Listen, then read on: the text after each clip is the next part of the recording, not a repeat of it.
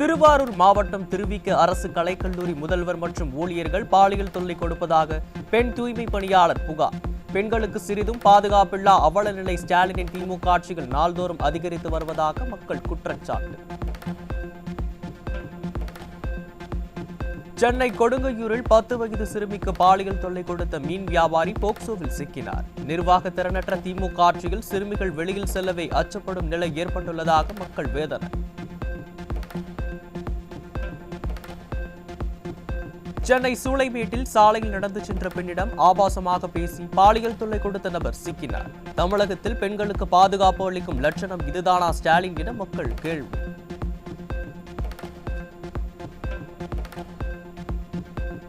கோவைக்கு பயணிகள் ரயிலில் கடத்தி வரப்பட்ட 8 கிலோ கஞ்சா பறிமுதல். ரயில்களில் தினந்தோறும் கஞ்சா போன்ற போதைப் பொருட்கள் கடத்தி வரப்படும் நிலையில் ரயில்வே போலீசார் முறையாக சோதனை செய்யாததால் இதுபோன்ற அவலம் தொடர்வதாக மக்கள் குற்றச்சாட்டு. திருவள்ளூர் மாவட்டம் நல்லூர் சோதனை சாவடியில் ஆந்திராவில் இருந்து தமிழகத்திற்கு கடத்தி வரப்பட்ட 300 கிலோ கஞ்சா சிக்கியது. திமுக ஆட்சியில் தமிழகம் போதைப் பொருட்களின் குடோனாக மாறி வருவதாக மக்கள் குற்றச்சாட்டு.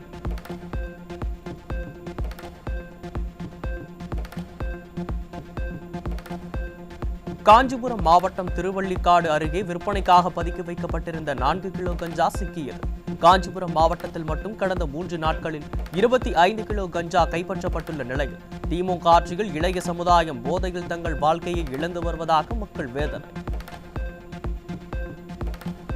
விழுப்புரம் மாவட்டம் மாதம்பட்டு பேருந்து நிறுத்தம் அருகே பெங்களூருவில் இருந்து சரக்கு வாகனத்தில் கடத்தி வரப்பட்ட 178 கிலோ குட்கா பொருட்கள் சிக்கியது. ஸ்டாலின் கட்டுப்பாட்டில் உள்ள காவல்துறையினரின் அலட்சியத்தால் தமிழகம் போதைப் பொருளின் குடோனாக மாறி வருவதாக மக்கள் குற்றச்சாட்டு. நாமக்கல் மாவட்டம் குமாரபாளையம் அருகே பாதை பிரச்சினை காரணமாக வாகன ஓட்டுநர் அடித்து கொலை செய்யப்பட்ட விவகாரத்தில் ஒரே குடும்பத்தைச் சேர்ந்த 5 பேரிடம் விசாரணை. திராவிட மாடல் ஆட்சியில் சட்டம் ஒழுங்கு சீர்கேட்டால் நாள்தோறும் அரங்கேறும் கொலை சம்பவங்களால் மக்கள் அச்சம். விழுப்புரம் மாவட்டம் மரக்காணம் அருகே முட்புதரில் பெயிண்டர் மர்ம நபர்களால் வெட்டி படுகொலை. திமுக ஆட்சியில் கொலை சம்பவம் சர்வசாதாரணமாக நடைபெறுவதால் கேள்விக்குறியாகும் சட்டம் ஒழுங்கு. சாம்சங் தொழிற்சாலையில் பணிபுரிந்து வரும் மேலும் 13 ஊழியர்களை சஸ்பெண்ட் செய்து தொழிற்சாலை நிர்வாகம் நடவடிக்கை.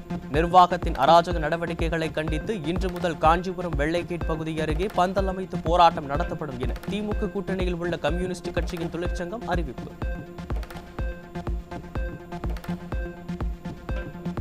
தருமபுரி மாவட்டம் அரூரில் குறை தீர்க்கும் நாள் கூட்டத்தில் மாற்றுத்திறனாளிகள் போராட்டம். கடந்த 2 மாதங்களாக கூட்டம் நடைபெறவில்லை என்று பெயரளவுக்கு கூட்டங்களை விடிய அரசின் மாற்றுத்திறனாளிகள் துறை நடத்தி வருவதாக குற்றச்சாட்டு. மாற்றுத்திறனாளிகள் வாழ்வாதாரத்திற்காக உலக வங்கி ஒதுக்கீடு செய்த 1761 கோடி ரூபாயை என்ஜிஓக்கு ஒதுக்கீடு செய்து அதிகாரிகள் முறைகேடு.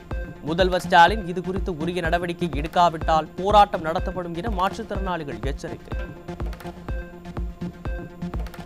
தமிழகத்தில் இவ்வாண்டு கோடைக்கால தினசரி மின் தேவை 22,000 மெகாவாட்டை கடக்கும் என நிபுணர்கள் கணிப்பு.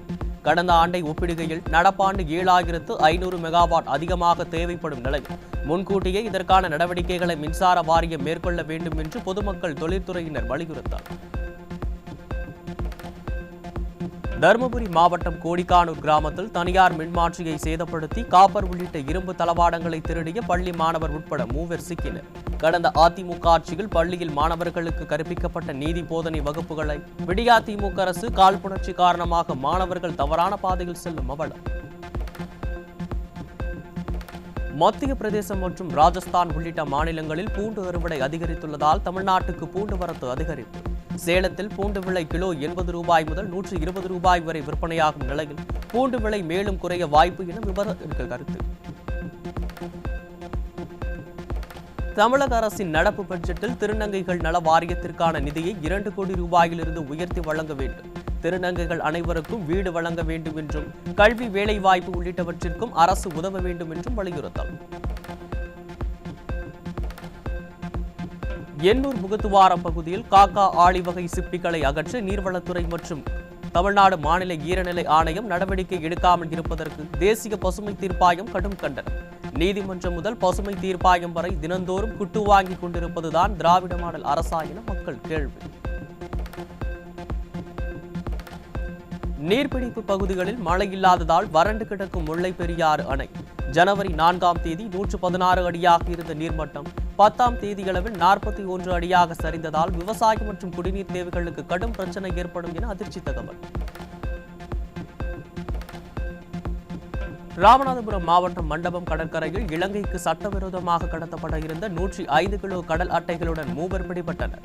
நிர்வாக திறனற்ற திமுக ஆட்சியில் கடலோர காவல்படை முறையாக கண்காணிப்பு பணியில் ஈடுபடாததால் கடத்தல் சம்பவம் சர்வசாதாரணமாக நடைபெறுவதாக மக்கள் குற்றச்சாட்டு. கோவை மாவட்டம் செஞ்சேரியில் பொது மயானத்தை பட்டியலின சமூகத்தினர் பயன்படுத்தாவிட்டால் தடுக்க அமைக்கப்பட இரும்பு வேலியை அகற்றி அறிக்கை தாக்கல் செய்ய மாவட்ட ஆட்சியருக்கு சென்னை உயர்நீதிமன்றம் உத்தரவு. மேடைக்கு மேடை சமூக நீதி பேசும் ஸ்டாலினின் திமுக ஆட்சியில் பட்டியலின சமூக மக்கள் தொடர்ந்து வஞ்சிக்கப்பட்டு வருவதாக மக்கள் குற்றச்சாட்டு.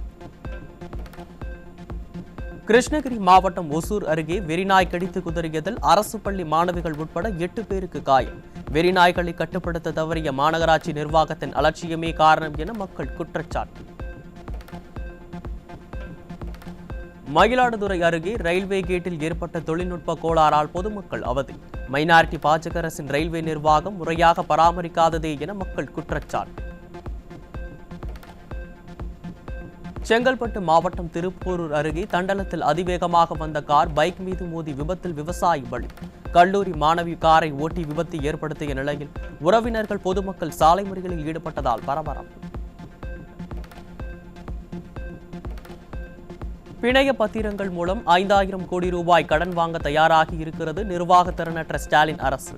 மக்களுக்கு எந்த திட்டமும் கொடுக்காத ஸ்டாலின் அரசு கடன் மேல் கடன் வாங்கி என்னதான் செய்கிறது என கேள்வி எழுப்பும் மக்கள். தமிழகத்தை கடனில் மூழ்கடித்துதான் திமுக கொடுத்த விடியல் என விமர்சனம்.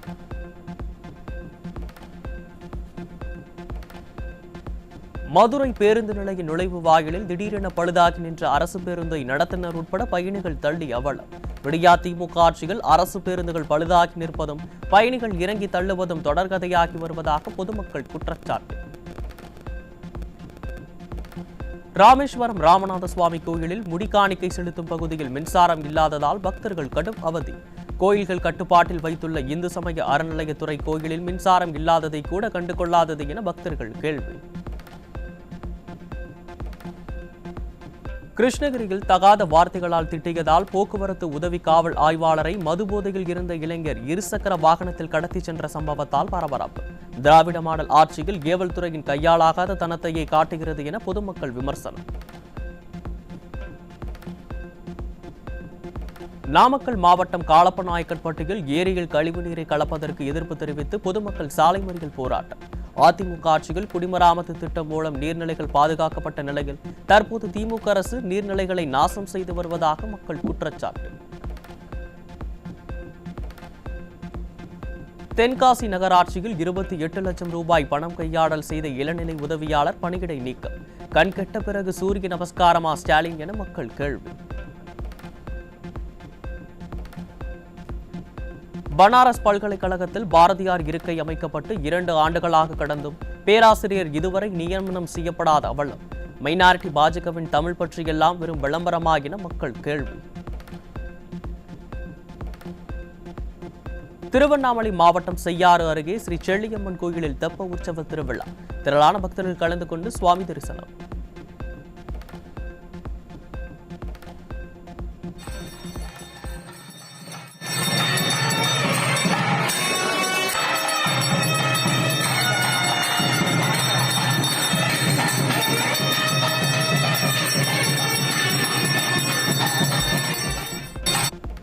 இந்தியாவின் விமான போக்குவரத்து விரிவடைய உள்ளதால் 20,000 புதிய விமானிகள் தேவைப்படும்.